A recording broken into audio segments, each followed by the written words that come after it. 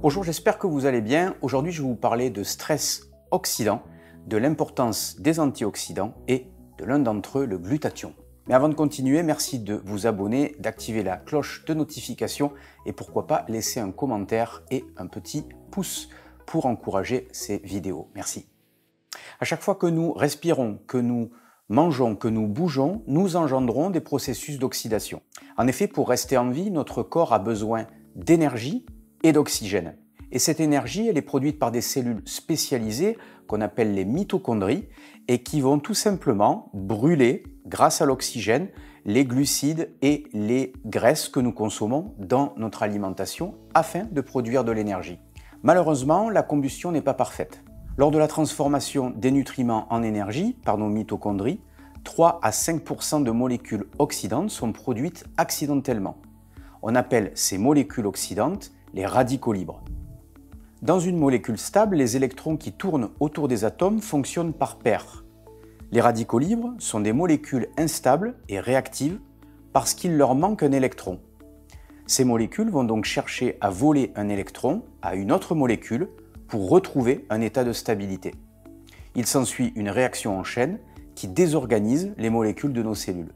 Ces phénomènes d'oxydation cellulaire par les radicaux libres impactent les membranes de toutes les cellules, l'ADN qui supporte notre code génétique, nos enzymes, les globules rouges et les globules blancs, les protéines de notre peau, de nos muscles, de nos tendons, de nos fascias, de nos cartilages, de nos vaisseaux sanguins, de nos nerfs, ou encore le cerveau et les neurones.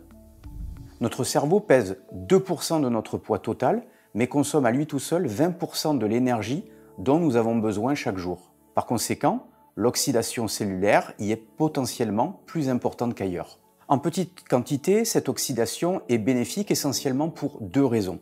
Premièrement, une oxydation faible mais permanente est un signal pour l'organisme afin d'allumer ou d'éteindre certains gènes qui sont importants pour la santé et les performances. C'est ce qu'on appelle les processus épigénétiques. Deuxièmement, lorsque vos défenses immunitaires rencontrent des virus, des bactéries ou des cellules défectueuses qui pourraient devenir cancéreuses, elles déclenchent des mécanismes inflammatoires rapides qui sont sa première ligne de défense. Elles vont produire également des radicaux libres, comme le peroxyde d'hydrogène, pour détruire les agents pathogènes. C'est la raison pour laquelle il est important d'éviter, de limiter la suractivation permanente du système immunitaire, notamment en soignant son hygiène de vie globale. Heureusement, l'organisme possède des mécanismes de défense contre les radicaux libres, donc de défense antioxydante, sur lesquels je vais revenir un peu plus tard. Mais notre société actuelle et nos actions quotidiennes induisent un cumul de situations produisant un excès de radicaux libres qui va finir par dépasser les capacités de l'organisme à les neutraliser. C'est ce qu'on appelle le stress oxydant. Exposition excessive aux rayons ultraviolets ou aux rayons ionisants. Pollution atmosphérique. Pollution de nos intérieurs avec les composés organiques volatiles. Tabagisme. Alcoolisme ou encore drogue. Ondes électromagnétiques comme le Wi-Fi, la 4G ou la 5G. Stress psychologique excessif et ou chronique. Consommation régulière d'aliments contenant des petites quantités de pesticides ou exposition chronique comme c'est le cas en agriculture conventionnelle. Sport intensif au-delà de 5 à 7 heures hebdomadaires. Inflammation aiguë ou chronique comme lors d'une blessure ou d'une maladie. Traitement médical au long cours ou injection expérimentale. Donc comme vous vous en rendez compte, le stress oxydatif, il est excessivement présent de nos jours et il est très difficile finalement de ne pas se retrouver en situation justement d'avoir nos défenses antioxydantes qui sont un petit peu dépassées. Et donc lorsqu'on ne prend pas de mesures, c'est là qu'on va accélérer finalement les phénomènes de vieillissement cellulaire, vieillissement de certains organes, vieillissement de certaines fonctions. Alors, la nature est bien faite, elle nous a dotés d'un arsenal de défense antioxydante très puissant qui est composé à la fois d'enzymes et également de protéines spécifiques que nous produisons à l'intérieur de l'organisme. On peut citer la superoxyde dismutase, la catalase, la glutathion peroxydase ou encore le glutathion. Mais dans le contexte que je viens d'évoquer et la multitude finalement de sources de stress antioxydants potentiels, il va être vraiment important de soigner son alimentation et certaines actions que je vais détailler un peu plus tard, notamment en privilégiant une alimentation la plus biologique possible, tout simplement pour diminuer les entrées de pesticides dans l'organisme, même si elles sont petites, mais qui finissent par se cumuler et s'associer avec l'ensemble des autres stress oxydants. Et notre alimentation va également nous apporter un certain nombre d'éléments essentiels qui vont permettre d'une part d'avoir une action antioxydante directe et d'autre part qui va permettre de renforcer ou d'être nécessaire au bon fonctionnement des enzymes et des protéines que je viens de décrire. Alors le glutathion est l'antioxydant le plus puissant de l'organisme et il est tellement important qu'on le retrouve partout dans le corps, dans toutes les cellules, avec une concentration très élevée dans certains organes comme le foie, le cœur, les poumons, les yeux et le cerveau. Et ce glutathion est tellement important qu'il est recyclé en permanence afin de pouvoir en permanence jouer son rôle d'antioxydant au niveau cellulaire.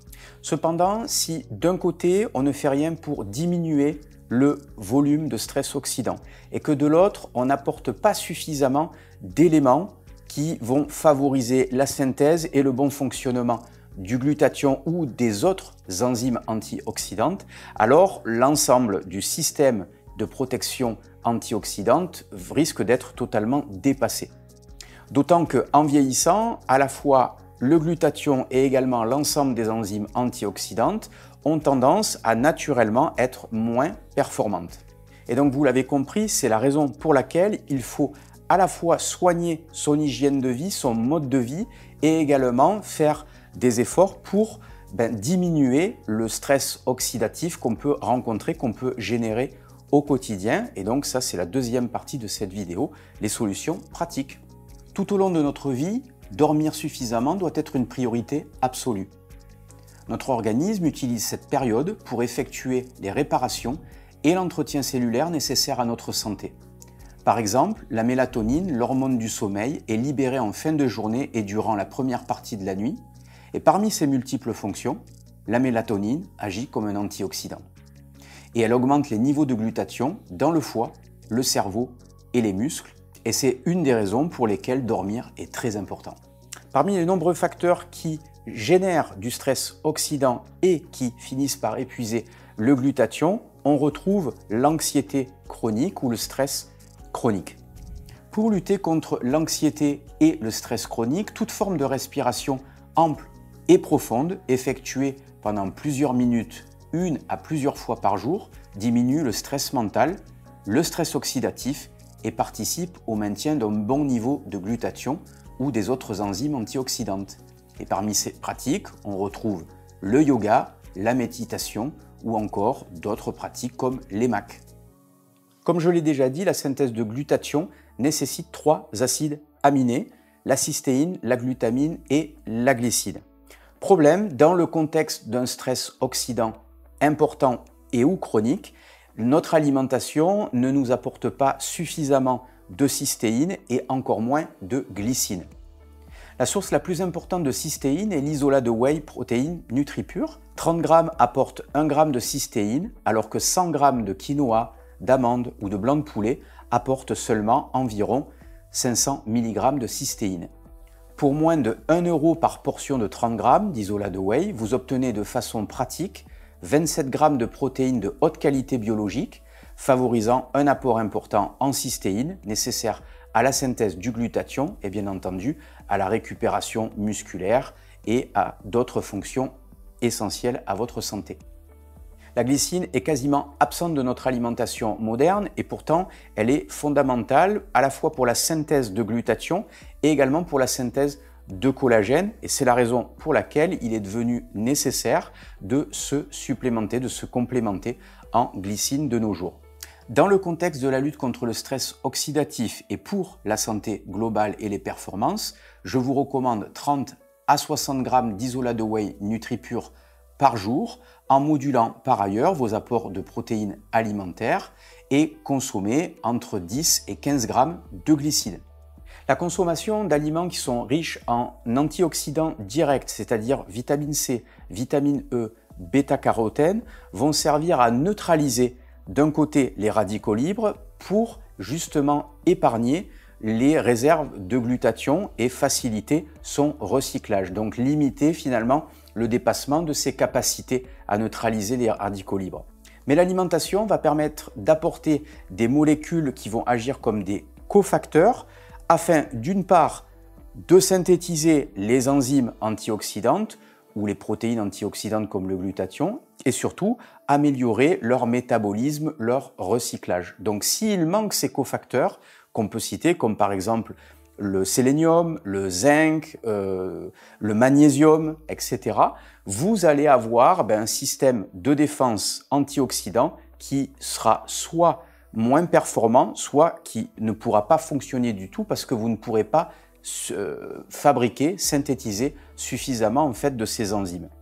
Les plantes aromatiques et également les fruits et les légumes vont apporter, comme je vous l'ai dit tout à l'heure, des molécules spécifiques qu'on appelle les flavonoïdes, les polyphénols ou encore les terpènes qui, encore une fois, vont jouer un rôle d'antioxydant direct en neutralisant les radicaux libres.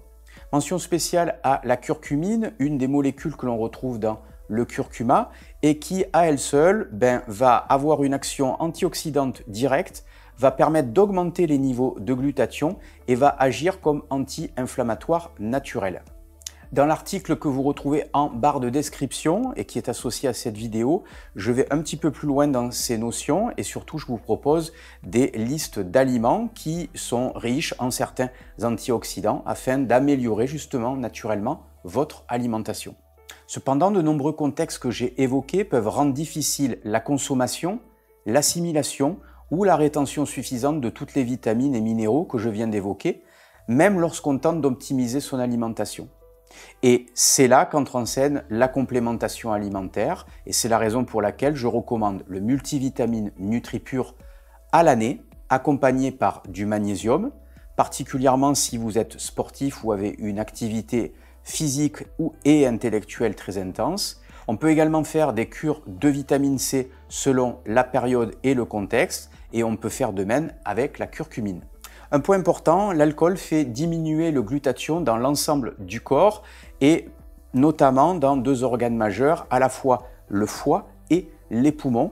Donc des études ont montré que au-delà de 2 verres par jour, on avait une diminution de 80 à 90% du glutathion pulmonaire, ce qui augmente forcément le risque d'être plus susceptible face à des virus respiratoires ou d'être plus sensible à tous les problèmes de santé type bronchite chronique. Le soufre est un élément indispensable au bon fonctionnement du corps, tout simplement parce qu'il rentre dans le fonctionnement et la composition d'un grand nombre de protéines et d'enzymes, et notamment dans le glutathion. Alors toutes les protéines d'origine animale représentent d'excellentes sources de soufre, mais on retrouve également du soufre de façon très concentrée dans un certain nombre de végétaux, et notamment l'ail, l'oignon, l'échalote et majoritairement les légumes crucifères, comme l'ensemble des choux, des brocolis, avec une mention spéciale pour les graines de brocoli germées qui concentrent énormément de soufre. En plus de son rôle au niveau de la production et du bon fonctionnement des enzymes antioxydantes et des protéines comme le glutathion, le soufre est très important dans les protéines comme la peau, les fascias, les tendons, les cartilages, et c'est la raison pour laquelle il ne faut pas manquer de soufre si vous êtes très sportif, si vous voulez limiter les problématiques tendineuses, les problématiques arthrosiques, les douleurs articulaires. Et c'est la raison pour laquelle on a mis du soufre sous la forme de MSM dans notre complément spécifique pour les articulations et les tendons chez NutriPure, j'ai nommé ArthroPure. Un mélange équilibré d'entraînement en force et en endurance est nécessaire pour vous maintenir en bonne santé physiquement et mentalement. Ce mélange augmente progressivement les niveaux des enzymes antioxydantes et de glutathion dans l'ensemble du corps, précisément pour se protéger contre les radicaux libres produits durant l'effort. Cependant, cette augmentation progressive n'est possible seulement que si les cofacteurs sont présents comme je l'ai déjà dit. Cette protection se perfectionne avec le temps jusqu'à devenir vraiment très performante, à condition de respecter la régularité de l'entraînement, une hygiène de vie globale favorisant un stress oxydant faible à modéré et une dose hebdomadaire d'entraînement raisonnée. Alors la bonne dose d'entraînement hebdomadaire raisonnée, elle va dépendre d'une part de la génétique de la personne et également de son passé, de sa santé passée et de sa santé présente par rapport justement au stress oxydant auquel elle doit faire face actuellement ou auquel elle a dû faire face dans le passé. Et en général, cette moyenne, elle se situe entre 5 et 7 heures pour la majorité, la grande majorité des gens. Donc 5 à 7 heures d'entraînement hebdomadaire durant lesquels on va varier les entraînements à la fois dans le type d'entraînement qu'on va faire, donc plutôt orienté force, plutôt orienté endurance et à chaque fois en variant les niveaux d'intensité. Bien entendu, au-delà de cette dose, on va dépasser les capacités d'adaptation de l'organisme, les capacités d'adaptation des tendons, des articulations à pouvoir se régénérer et bien entendu, on va dépasser les capacités de neutralisation des radicaux libres et donc on va faire flamber le stress oxydatif. C'est là que l'entraînement devient contre-productif dans une logique de santé à long terme. Et bien entendu, si je suis en dessous de cette dose, je ne vais pas profiter de tous les bienfaits de l'entraînement sportif. Donc en matière d'entraînement, si vous voulez suivre une approche raisonnée comme je vous le recommande, je vous suggère sur ma boutique les programmes MEP qui sont en fait des programmes de préparation physique généralisée ou alors vous avez les programmes Physique au Top qui eux sont plus orientés sur la transformation physique, la transformation corporelle et l'anti-âge, particulièrement si vous avez un certain âge. Si vous voulez aller plus loin dans les concepts de santé globale, vous avez un livre Santé et Nutrition et si vous avez plus de 35 ans, je vous recommande plutôt mon autre livre Jeûne intermittent, approche raisonnée. Les compléments alimentaires NutriPure, vous les retrouvez sur la boutique www.nutripure.fr. Comme d'habitude, prenez soin de vous et à très bientôt pour de nouveaux conseils. Bye bye.